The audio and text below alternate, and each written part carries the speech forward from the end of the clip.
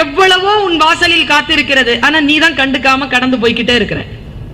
பெட்ரோலுடைய புகையை ஊதிவிட்டு ஒரு வினாடி நின்று வாழ்க்கையை ரசித்தல். யார் சொன்னாலும் அது விளங்காதுங்க. யார் சொன்னாலும் எந்த விஷயமும் யார் வேணாலும் சொல்லலாம்ன்றது இல்ல. சில விஷயத்தை சில பேர் தான் சொல்லணும். இல்ல உங்களுக்கு உடன்பாடு இருக்கா? இல்ல யார் எந்த விஷயத்தையும் யார் வேணாலும் சொல்லிக்கலாமா?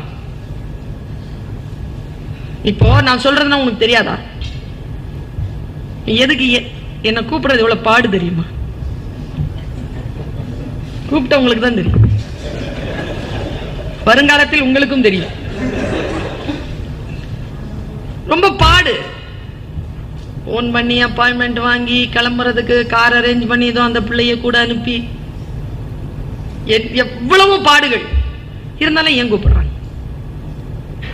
ஏன்னா சில விஷயம் சில பேர் தான் சொல்ல முடியும், எல்லாரும் சொல்லிட முடியாது.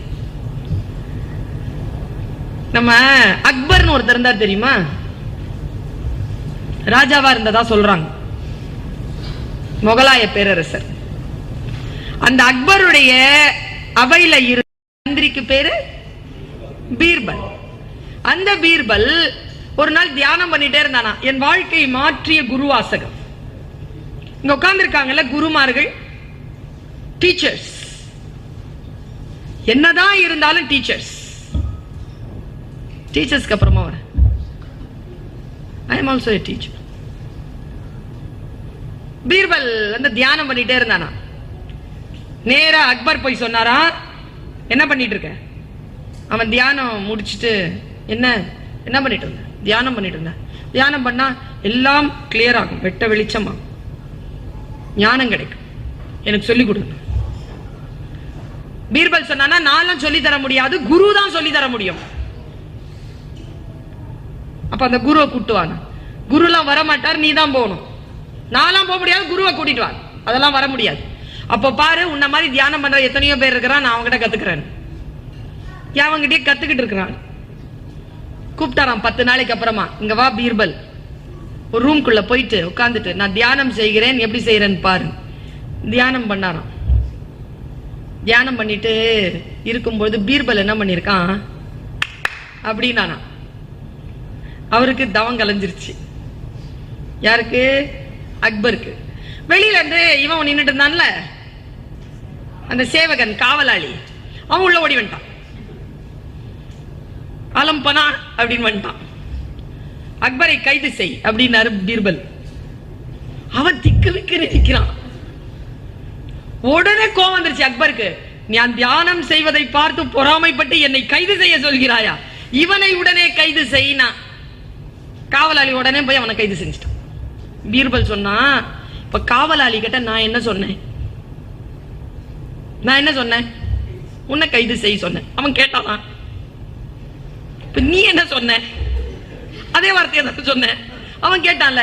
யார் வாயிலிருந்து எப்போ எந்த சொல் வரணுமோ அந்த வாயிலிருந்து அந்த சொல் வந்தாதான் அதுக்கு பலனே தவிர எல்லோரும் எல்லா வார்த்தையும் சொல்லிவிட முடியாது. குரு என்பவன் வேறு, சாதாரணமானவன் என்பது வேறு. யாரிடத்தில் எந்த சொல் கேட்க வேண்டுமோ அவரிடத்தில் தான் கேட்க வேண்டும் என்றான் பீர்பல். நாம் சில வாயிலிருந்துதான் சில விஷயங்களை கேட்க வேண்டும். ஆனால் சொற்கள் வந்து விழுகின்ற பொழுது யாருடைய வாயிலிருந்து அது வந்தாலும் பல நேரங்களில் அது நமக்கு குருவாசகமாக மாறுவதற்கு வாய்ப்புண்டு. நீங்கள் அதை மட்டும் கவனித்து வைத்துக் கொள்ளுங்கள். எனக்கு எப்பவுமே ரொம்ப பிடித்தமான ஒரு விஷயம் என்னன்னா, இந்த யூத் இருக்கிறீங்கல்ல, உங்களுடைய லாங்குவேஜ். இப்போ நாம போராடுறதுக்கு ஒரு காரணம் இருக்கியா? ஒரு காலத்துல நம்ம எல்லாரும் கிட்ட வேகமா பேசினா நமக்கு புரியாது, அப்படிதானே? இந்த பிள்ளைங்க கிட்ட ஸ்லோவா பேசினா புரியாது. இதுங்களுக்கு இது ஃபாஸ்டா பேசணும், ஸ்லோவா பேசுங்களேன், கேட்கவே மாட்டான். இவ்வளோ நேரத்துக்கு சொல்ல வேண்டியது இப்படி சொல்லியிருக்கலாம்ல. இவ்வளோ நேரத்துக்கு எதுக்கு பேசுனீங்க? அப்பா பேச்ச கேட்காததுக்கு, பெரியவங்களுடைய பேச்ச அவங்க கேட்காததுக்கு வேற எதுவுமே காரணம் இல்ல. லாங்குவேஜ் ரொம்ப ஸ்லோவா இருக்கு, அவங்க பயங்கர ஃபாஸ்டா இருக்காங்க. அந்த ஃபாஸ்டான விஷயத்தை அவர்களுக்கு சொல்லக்கூடிய லாங்குவேஜ் நம்ம கிட்ட இல்ல. இந்த மாதிரியான கிரௌட நாம கையில பிடிச்சு வச்சுக்கிறதுக்கு நாம ரொம்ப ஃபாஸ்டா இருக்கோம். நாம ஃபாஸ்டா இல்லனா அவர்கள் கை நழுவி போய் விடுவார்கள். அதே போல் இவர்களை நீங்க கையில கொஞ்சம் வச்சிருக்கணும், கொஞ்சம் நிதானமா பேசும். நீங்கெல்லாம் நிதானமா பேசலனா இவங்க கை நழுவி போயிடுவாங்க. எதுவுமே சொல்லிக்கிறேன் பிள்ளைகளே, வாழ்க்கையில் நமக்கான ஒரு வாய்ப்பு, யார் இப்பதான் சொன்னாங்க, வாய்ப்பை தான் நாம் போய் தட்ட வேண்டும், வாய்ப்பு நம் கதவை தட்டாது. ஒரு வித்தியாசத்தை சொல்றேன், வாய்ப்புகளை நாம் 100 தடவை தட்டலாம், நம் கதவை வாய்ப்பு ஒரு முறை தான் தட்டும். அந்த ஒரு முறையை we should seize, அதை சீஸ் பண்ணிக்கணும். அதை தவற விடுகின்றவன் வாழ்க்கையில் தோற்கிறான். இப்ப பாருங்க, ஒரே விஷயம்தான் சொல்லுகின்ற முறையிலும் சொல்லுகின்ற புரிதலிலும் இருக்கக்கூடிய வித்தியாசம் பாருங்க. யூத்தினுடைய லாங்குவேஜ் எனக்கு ரொம்ப பிடித்தமான லாங்குவேஜ்ங்க, அது ரொம்ப பிடித்தமான விஷயம். ஏன் தெரியுமா? பதில் சொல்லுவதுதான் புத்திசாலித்தனம் என்று நாம் நினைக்கிறோம். கிடையாதுங்க. பதில் சொல்லுவது அல்ல புத்திசாலித்தனம், கேள்வி கேட்பதுதான் புத்திசாலித்தனம். ஏன் டீச்சருக்கு கோவம் வருது தெரியுமா? கேள்வி கேட்டா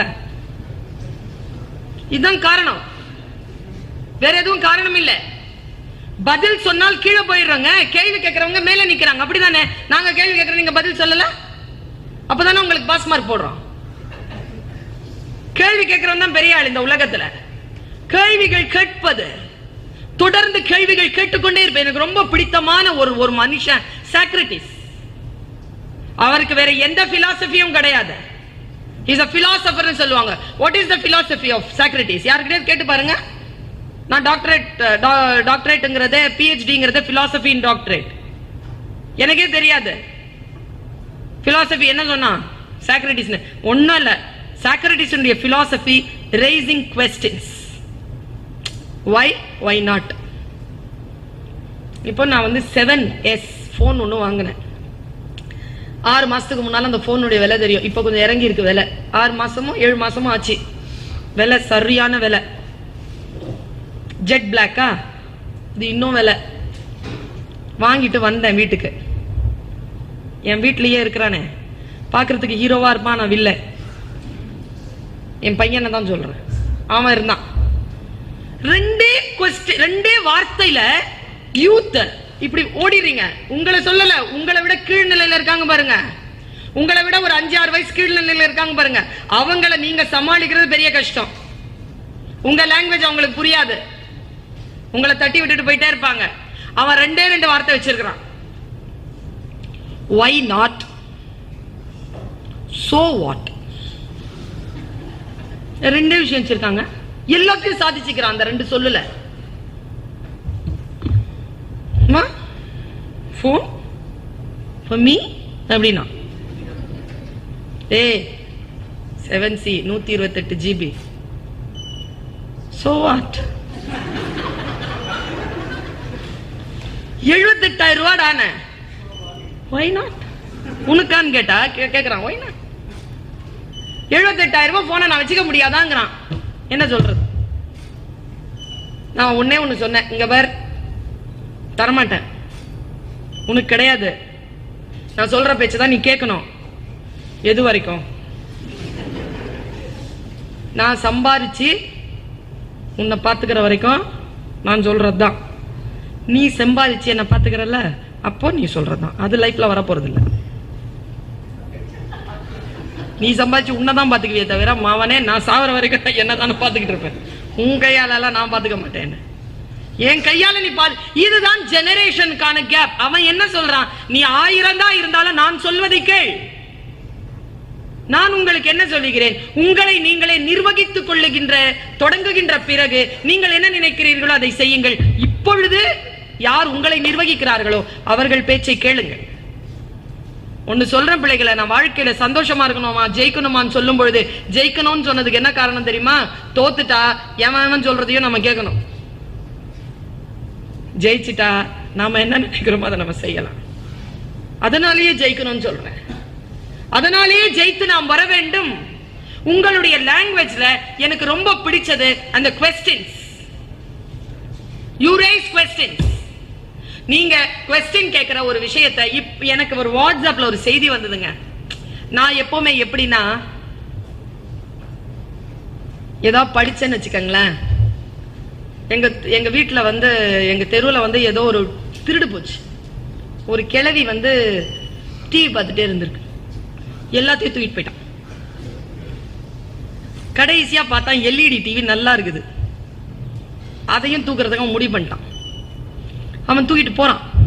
கிழவி சொல்லுது, டிவியை திருடுற மாதிரிலாம் டிவியில வருது பாரு. அப்படிங்குது. அந்த அளவுக்கு உள்ள போயிடுறது. நான் எப்பவுமே ஏதாவது படிச்சேன்னா உள்ள போயிடுவேன். எது படிச்சாலும் அதான் என்னுடைய வெற்றி, என்னுடைய அது பேஷன். பேஷன்ங்கிறது வேற எதுவும் இல்லை. You get your self into it 100%. 100% நீ எதையும் நீ தருகிறாயோ அதுதான் உன்னுடைய ரொம்ப பேஷனான ஒரு விஷயம். நான் என்ன செய்கிறேன், ஒரு விஷயத்தை வாசிக்கிற, என்னுடைய வீடு வந்து ராயப்பேட்டை. எத்தனை பேர் இங்க சென்னை வாசிகள்னு எனக்கு தெரியல. இப்போ சென்னை வாசிகளா இருக்கிறீங்க எல்லாருமே. ராயப்பேட்டைக்கு பக்கத்துல இருக்கிறது பாரதியாருடைய வீடு. என் வீட்டுல இருந்து 150 அடி நடந்து போனா பாரதியாருடைய வீடு. பாரதியாருடைய எந்த பாட்டை படிச்சாலும் மனசு சரியில்லைன்னா நேரம் அங்க போயிருவேன். இப்ப அந்த வீட்டுல உட்காந்துருவேன். கொஞ்சம் நேரம் அப்படியே இருந்துட்டு அப்புறம் வெளியில கிளம்பி வருவேன். அப்படி நிறைய ஆசை எனக்கு. நான் படிக்கின்ற இடங்களுக்கு நான் போகணும்ட்டு. அந்த மாதிரி நான் படிக்கின்ற இடங்களுக்கு போகணும்னு விருப்பப்பட்ட ஒரு இடம் பிரான்ஸ், பாரிஸ். இந்த Versailles park, palace, Louvre museum, Notre Dame, Seine நதிக்கரை. ரொம்ப ஆழமான ஈடுபாடு. எது ரொம்ப ஆழமா ஈடுபாடோட இருக்கிறோமோ அது நம்மை வந்து சேரும். எல்லாரும் நாம அங்க போயிருவோம். அந்த ஈடுபாட்டினுடைய தீவிரத்தன்மையை பொறுத்து.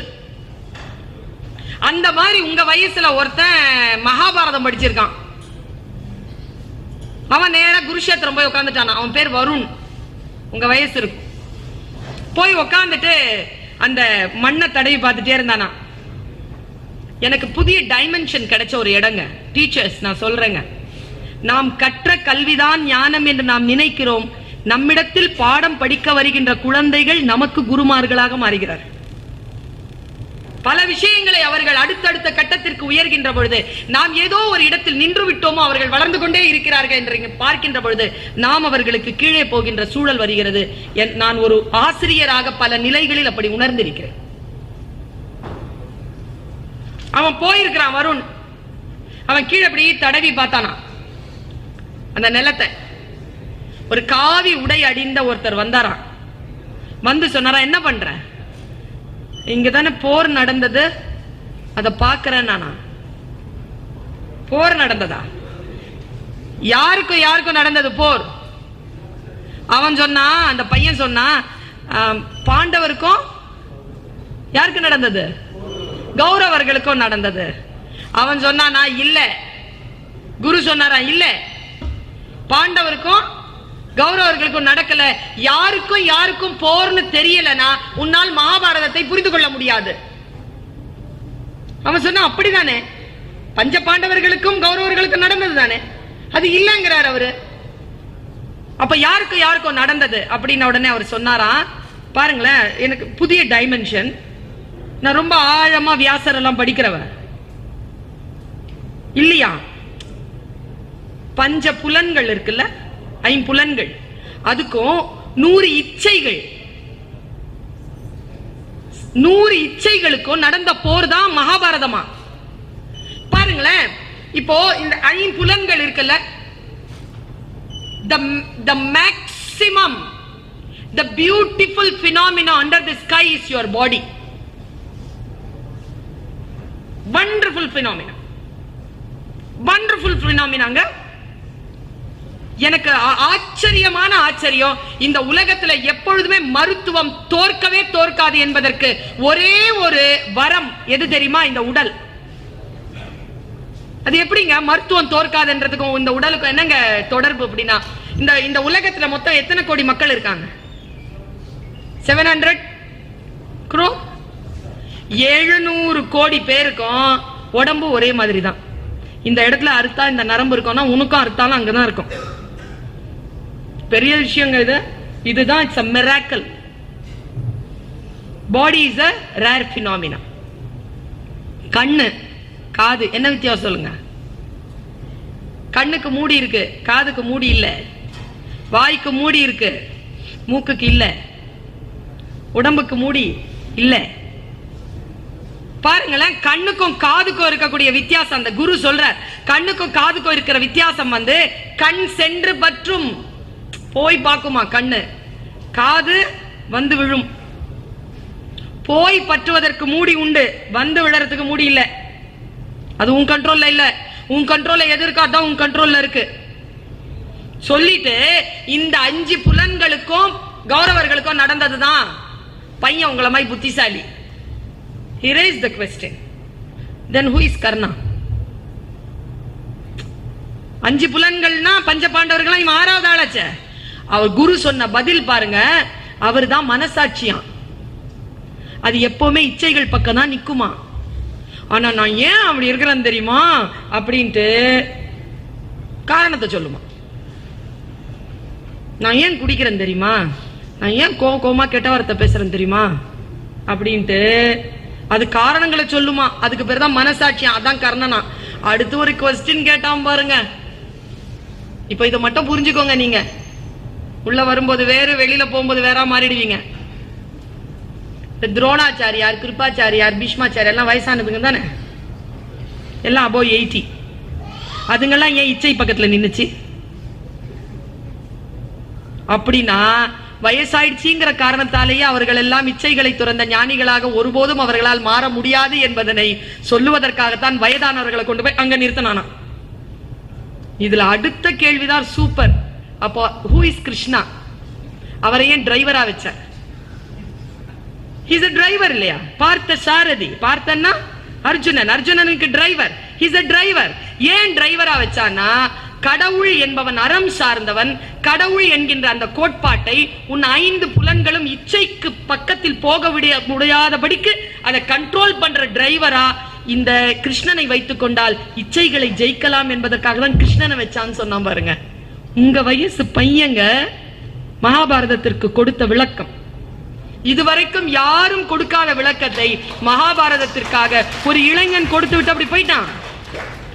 1000 பேர் வந்தாலும் இதை தாங்க முடியலையே. நான் சொல்றேன், உங்க எல்லோருக்குமான இன்றைக்கு இருக்கக்கூடிய மிகப்பெரிய பிரச்சனை என்ன தெரியுமா? You don't control yourself. யூத்துக்கு இருக்கிற பெரிய பிரச்சனை அது. கண்ட்ரோல் இல்ல. நமக்குள்ள நம்ம கண்ட்ரோலா இருக்கணுங்கிறதுக்கு ஒரே ஒரு காரணத்தை மட்டும் சொல்றேன். ஒரே ஒரு விஷயம், ரொம்ப பிடித்தமான விஷயம் எனக்கு. எனக்கு கென்னடி ரொம்ப பிடிக்குங்க. Kennedy, John F Kennedy. அமெரிக்காவில் புஷ் இருக்கார்ல, புஷ் வந்து பிரசிடென்டா இருக்கும்போது ஸ்டேட் டிபார்ட்மெண்ட்ல இருக்கக்கூடிய ஒரு அழைப்பின் பேர்ல லீடர்ஷிப் ப்ரோக்ராம்க்கு 16 நாடுகள் கலந்து கொண்ட ஒரு மாநாட்டில் இந்தியாவின் சார்பில் நான் போயிருந்தேன். 2005ல போயிருந்தேன். It's a great experience. எனக்கு ஸ்டேட் டிபார்ட்மெண்ட் என்ன கூப்பிட்டு இருந்தது. அப்போதான் அந்த நாட்டினுடைய கலாச்சாரம் எல்லாத்தையும் நான் தெரிஞ்சுக்கிட்டேன். In and out, north, east, west, south எல்லாமே 24 days ப்ரோக்ராம் இருந்தது. ஜாம்பியா, மெடகாஸ்கர், கேப்டவுன், சிங்கப்பூர், அவங்க நிறைய பேர் வந்திருந்தாங்க. 16 நாடுகள்ல இருந்து வந்திருந்தாங்க. இந்தியாவில் நான் மட்டும் ரெப்ரசென்ட் பண்ணியிருந்தேன். அந்த அமெரிக்கா நாட்டினுடைய ஒழுக்கம் என்ன தெரியுமா? வேற எதுவும் இல்லைங்க, தனி மனித ஒழுக்கம்ங்க. அவன் என்ன தெரியுமா எதிர்பார்க்கிறான்? என்ன ஆட்சி செய்யறவன் ஒழுக்கமா இருக்கணும், நான் எப்படி வேணாலும் இருப்பேங்கிறான். நம்ம நாட்டில் அப்படியே மாற்றம் பாருங்க. நான்